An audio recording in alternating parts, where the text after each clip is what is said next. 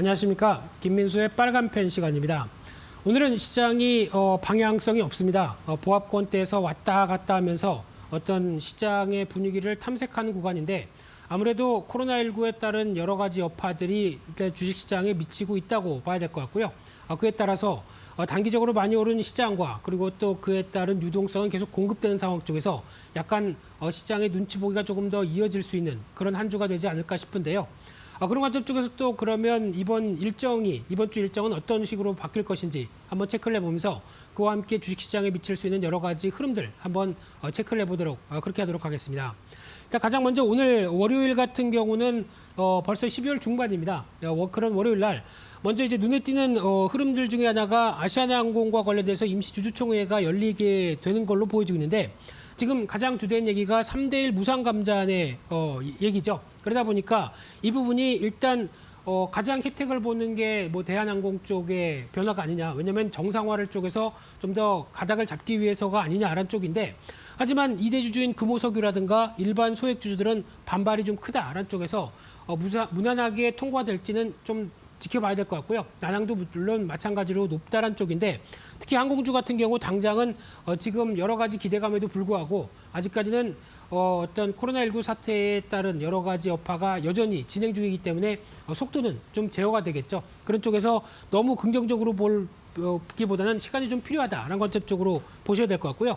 마찬가지로 티웨이 항공도 이제 본격적으로 인천과 홍콩 노선을 재개하면서 주 1회입니다. 아직까지는 어떤 LCC 입장 쪽에서 운항은 재개가 된다고 하더라도 앞서 말씀드린 것처럼 항공주에서 본격적인 회복은 일단 백신 효과가 얼만큼 또 가시화될 것인가 이 부분과도 같이 연결되겠죠. 그렇기 때문에 조금 더 지켜봐야 될 것 같고요. 그와 함께 또 오늘 눈여겨볼 수 있는 게 NHN에서 기술 컨퍼런스 관련된 쪽에 얘기가 온라인으로 개최가 됩니다. 그래서 인공지능 관련된 얘기가 가장 많을 걸로 보여지고 있고요. 클라우드, AI, 머신러닝, 빅데이터, 게임, 오픈소스, 4차 산업혁명의 주요한 키워드를 다 다루는 걸로 보여지고 있는데 하지만 여기서 이제 중요한 게 인공지능 관련된 쪽 같은 경우 아직 우리나라에서 좀 많이 좀 뒤처졌다는 얘기도 나오는 만큼 좀 속도를 내야 되겠죠. 그에 따른 어떤 여러 가지 변화들 체크해야 될 것 같고요. 그 밖에 오늘 상장한 TLB라는 종목 같은 경우 PCB 관련된 쪽인데 좀 생각보다 그렇게 크게 부각을 받지 못하고 있죠. 그래서 그런 상황 쪽에서 좀 어떤 앞으로의 변화는 약간 좀 필요하다라는 관점 쪽에서 좀 주가는 좀 그렇게 크게 반응을 못하는 상황들이고요. 그 밖에 유로존 10월 산업생산 오페크의 월간 보고서가 발표될 예정인데 오페크 월간 보고서 같은 경우는 아마 이제 앞으로 또 공급 관련된 쪽에서 추가적인 감산 여부가 계속 도마에 오를 걸로 보여지고 있지만 아직까지는 지금 어떤 유가에 대한 동향들도 친환경 쪽이 대세다 보니까 수요가 폭발적으로 늘어날 수는 없는 제한적인 모습들 쪽에서의 변화를 또 여기 보고서에서도 담는지 확인해 봐야 될 것 같고요. 그와 함께 산업생산 관련된 부분들 한번 체크해 보겠습니다. 지금 또 화요일 날 조금 있다가 미국의 11월 산업생산과 같이 한번 체크를 해보겠고요. 그와 함께 또 화요일 날 같은 경우는 데이터 매직 컨퍼런스가 발표가 될 예정인데 여기서 이제 또 디지털 뉴딜과 관련된 쪽이고 오랜만에 또 마이데이터 사업과 관련된 쪽에서 관련주가 영향을 받는지도 한번 좀 체크해 봐야 될 것 같고요. 어느 정도 정부의 또 여러 가지 얘기가 나오면서 육성책이나 또 변화의 요인들에 대해서 얘기를 할 가능성이 높기 때문에 이쪽은 단기 테마 쪽으로 한번 좀 눈여겨볼 필요가 있지 않을까 생각되고 있고요. 그 밖에 미국의 11월 산업생산, 11월 수출입 물가지수, 그리고 또 중국의 11월 산업생산과 실업률, 소매 판매, 고정자산 투자. 이날 화요일 날은 중요한 지표 많이 나옵니다. 왜냐하면 중반대니까 12월 중반대니까 나오는 또 중요한 지표라고 보시면 될 것 같은데 여기서 또 중요한 게 중국의 이번에 중앙경제공작회의가 나오기 시작하죠. 그러다 보니까 중국 쪽에서 이번에 얘기할 수 있는 또 중요한 경제 방향에 대해서 이번 주 아마 빠르면 15일부터라고 얘기가 되고 있는 걸로 보여지고 있는데 그러다 보니까 중국이 앞으로 펼쳐질 경제에 대한 방향성들 또 얘기를 나올 걸로 보여지고 있는데 아마 내수 관련된 쪽에 좀 더 집중을 할 것이다라는 쪽에 무게가 많이 실리는 만큼 그와 관련된 소매 판매 동향들도 지켜봐야 될 것 같고요. 그에 따라서 나올 수 있는 소비자 관련된 특히 소비 관련된 여러 가지 모멘텀들이 어떤 중국 소비주의 변화가 계속 이끌어질 수 있는지도 한 번쯤 체크할 필요가 있다는 쪽으로 바라보고 있는데요. 그와 함께 이제 미국과 중국의 산업생산 지표를 한번 살펴보도록 하겠습니다.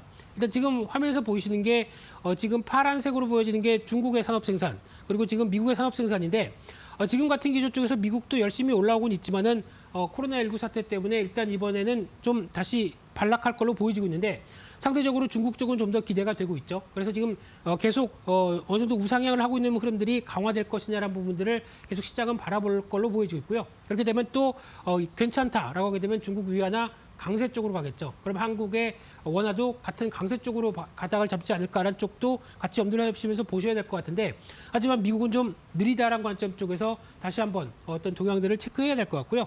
그와 함께 또 소매 판매 지표도 한번 확인해 보겠습니다. 소매 판매도 아마 지금 격차로 보게 되면 미국이 오히려 훨씬 더 빠르게 안정권으로 들어왔지만은 최근에 나오고 있는 실업률이나 그리고 또 부양책을 기대하고 있다라는 입장 쪽으로 봤을 때 지금 소매 판매 지표 자체가 또 강하게 올라오긴 좀 부정적이지 않을까. 그리고 특히 지금은 소비 시즌이 활발한 미국의 어떤 특성을 본다고 하더라도 아직까지는 좀 강하게 나오기가 좀 의문일 것이다라는 쪽으로 바라보고 있는데 그만큼 또 중국 같은 경우가 최근에 그래도 가파르게 올라오고 있는 만큼 중국의 소매 판매 흐름들도 이를 좀 따라가면서 변화가 나올지 이 부분도 한번 좀 체크를 하면서 확인해야 될 걸로 보여지고 있고요. 또 하나 12월 16일 날 수요일 날 같은 경우는 또 한국의 11월 고용 동향 수출입 물가 지수가 발표될 예정인데 고용 동향 상당히 안 좋게 나올 걸로 보여지고 있죠. 최근에 나온 지표를 봤었을 때는 지난 어떤 10월 달도 그랬지만 이번에 하반기 쪽에는 고용 지표들 다시 좀 부진할 것이다라는 관점이기 때문에 아무래도 좀 시장에 대한 불안감들이 좀 커질 수 있겠다라고 바라보고 있고요. 그밖에 또 ITC에서 메디톡스와 대웅제약 이번에도 또 균주 소송 관련된 최종 결정이 예정이 되어 있는데 이 부분 계속 연기가 되는 상황들이 많죠. 그렇기 때문에 이번에도 발표가 될지 안 될지는 모르겠습니다만 하지만 여기서 중요하게 봐야 될 게 지금 최근에 나오고 있는 보톡스나 필러 같은 경우 수출 동향을 보게 되면 상당히 잘 되고 있습니다. 이번에 10일까지 나왔던 수출 데이터를 봤었을 때 지금 어떤 헬스케어 관련된 쪽의 보톡스나 필러는 상대적으로 특히 중국 같은 경우도 수출량이 상대적으로 높아가고 있기 때문에 이런 부분들이 아무래도 어떤 변수가 흔들린다라고 하게 되면 또 하나의 어떤 기회 요인들이 아닐까 하는 쪽도 한 번쯤 염두하셨으면 좋겠고요. 그밖에 또 미국의 11월 소매 판매, 10월 기업 재고, 특히 이날은 또 미국의 FOMC 회의 관련된 발표들 주목하셔야 되겠죠. 근데 여기서 이제 FOMC 회의에서 중요하게 보셔야 될 흐름은 뭐 지금 다른 부분보다 아마 이 백신 효과에 따라서 미국 경제가 어떻게 바뀌느냐. 그래서 이를 또 어떤 FOMC 회의가 좀 어떤 연준에서 좀 더 긍정적으로 바라볼 수 있느냐에 대한 부분들인데 하지만 또 너무 긍정적으로 바라본다라고 하게 되면 오히려 앞으로 유동성을 좀 죄는 역할이 나올 수가 있겠죠. 그렇기 때문에 시장에서는 또 너무 긍정적인 모습들도 부정적으로 바라볼 수도 있다는 점들을 염두를 하시면서 약간 뉘앙스가 또 상당히 중요하게 될 걸로 보여지고 있는데 주가 지수가 좀 많이 올라온 만큼 상대적으로 약간 뉘앙스가 안 좋게 되면은 충격도 나올 수 있겠다는 점도 한번 눈여겨보셔야 될 상황이라고 생각 들고 있고요. 그와 함께 또 12월 17일 목요일 날 같은 경우는 한국의 3분기 기업 경영 분석, 뭐 어느 정도 실적 잘 나왔던 거에 대해서 여러 가지 분석을 또 할 걸로 보여지고 있고요. 또한 이날 FN 가이드가 신규 상장됩니다. 이번 또 12월 달엔 신규 상장되는 종목들 많죠. 근데 여기서 잘 아시는 것처럼 저희가 어떤 주식 관련된 기업들을 분석할 때 제일 먼저 많이 찾아보는 어떤 정보다 보니까 이 부분은 아무래도 시장이 지금 그 개인들의 참여들과 함께 상당히 좀 긍정적이다 보니까 오히려 어떤 매출과 여러 가지 동향들은 조금 더 긍정적이지 않을까라는 관점 쪽에서 그래도 좀 주목해봐야 될 필요가 있다고 봐야 될 것 같고요.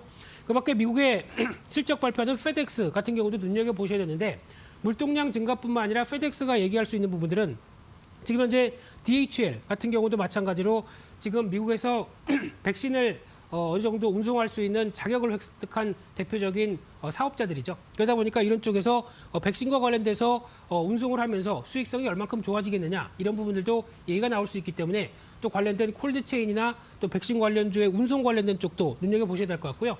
최근에는 LG 상사도 포함이 돼 있죠. 이 판토스라는 회사가 이 관련된 어떤 인증을 받았기 때문에 이쪽도 의료 의약품 쪽에서 운송을 할 수 있다는 관점 쪽에서 부각을 받고 있는데 이런 동향들도 같이 연결돼서 한번 살펴볼 필요가 있다라고 봐야 될 것 같습니다. 그와 함께 또 12월 18일 날 금요일 날 같은 경우는 KCC 글라스가 상장됩니다. 이쪽도 마찬가지로 코리아 오토글라스를 흡수합병하면서 새롭게 다시 상장을 하고 있는 상황들인데 KCC 글라스 쪽은 또 자동차 쪽뿐만 아니라 또 어떤 이제 건자재 쪽과 관련된 쪽에 연결이 될 수가 있기 때문에 이런 어떤 변화의 모멘텀을 또 가져가는지 지켜봐야 될 것 같고요. 그 밖에 제주 드림타워 복합 리조트가 개장되는데 롯데관광개발이 이제 시행하고 있는 상황들이죠. 근데 이쪽이 지금 최근 들어서 여행 쪽에 대한 모멘텀이 줄고 있기 때문에 아직 큰 파장은 일으키지 않지 않을까 생각되고 있고요. 또 미국의 11월 경기선행지수가 발표가 될 예정인데 지금 경기선행지수 동향을 보게 되면은 일단 지수와 거의 동행하면서 경기선행지수도 상당히 양호합니다. 그래서 지금 고점권역을 위치하고 있는데 아마 지금 기조로 봤었을 때는 내년 3월 달 이후를 본다라고 했었을 때는 오히려 어떤 백신 효과를 좀 기대하면서 조금 더 낮아지진 않을까라는 생각이 들고 있는데 일단 조금 더 확인을 해야 될 걸로 보여지고 있고요.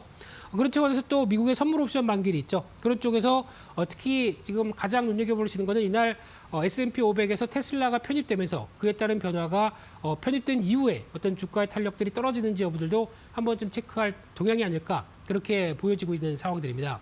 그래서 이번 주 여러 가지 이슈들과 함께 가장 중요한 거는 FOMC 회의를 통해서 나올 수 있는 여러 가지 부분들에 대한 변화가 주 중반 이후에 또 바뀌는지 흐름들도 한 번쯤 중요하게 확인하셔야 될 이슈로 바라보고 있는 상황들입니다. 그래서 오늘 준비한 내용들은 여기까지 해서 마치고요. 또 다음 내일 이 시간에 찾아뵙도록 하겠습니다. 감사합니다.